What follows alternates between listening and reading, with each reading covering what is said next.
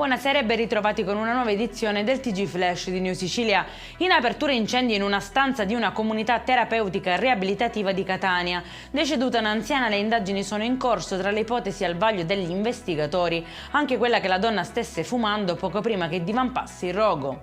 Il prefetto di Catania ha istituito 6 zone rosse per la sicurezza in città, soprattutto in vista dei festeggiamenti di Sant'Agata delle festività pasquali del 25 aprile. L'ordinanza sarà in vigore dal 1 febbraio al 30 aprile e prevede il divieto di stazionamento in alcune aree della città a soggetti che assumono atteggiamenti aggressivi, minacciosi o insistentemente molesti. Scoperto bar in centro a Palermo adibita a discoteca abusiva. Nel locale si trovavano oltre 250 persone che ballavano in una sala di soli 63 metri quadrati. Tavoli e sedie invece erano accatastati ai lati della stanza, tanto da bloccare le uscite di emergenza. La polizia è intervenuta dopo un esposto dei residenti. Scatta pertanto il sequestro e la multa con annessa denuncia per i 2 gestori. Ragusa è al primo posto per la raccolta differenziata in Sicilia tra tutte le province dell'isola.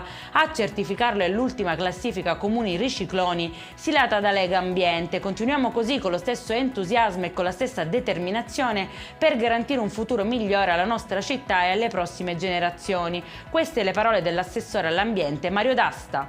E in chiusura il meteo per la giornata di domani: tornano le piogge in Sicilia e l'allerta gialla su Messina, Catania, Enna e Palermo. Per questa edizione è tutto, prossimo appuntamento domani alle 13:30. Buona serata.